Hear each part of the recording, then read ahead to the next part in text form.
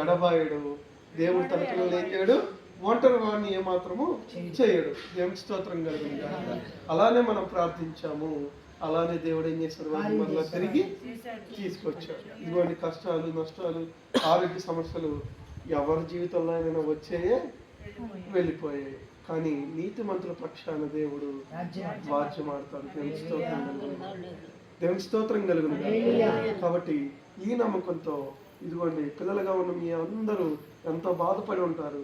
కానీ ఇక్కడ నుంచి మీరు ఏం చేయాలి అంటే నమ్మకం ఉంచుకోండి, దేవుడి మీద విశ్వాసం ఉంచండి. ఆయనకేమీ కాదు. ఎందుకంటే ఆయన ఎవరు పని చేస్తూ ఉన్నారు, మరి ఇప్పుడు ఆయన పని ఎవరు చేస్తారు, దేవుడు చేస్తాడు. దేవునికి స్తోత్రం కలుగును.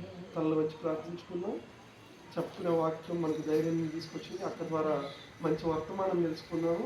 అలాగనే అక్కడ మంచిగా నిలబెట్టుకొని ఇంకా అనేక మర్మాలు కూడా దేవుడు తెలియచేయాలి. ఇంకా ప్రియమైన సహోదరి సహోదరులారా, మనందరం కూడా కొద్దిమందిగా ఉన్నప్పటికీ కూడా చక్కగా కూడుకున్నారు, చక్కగా విన్నారు, మీ యొక్క సమయాన్ని కేటాయించారు. మీ యొక్క విశ్వాసం చాలా గొప్పదిగా కనబడతా ఉన్నది. ఈ విశ్వాసం అంతం వరకు కూడా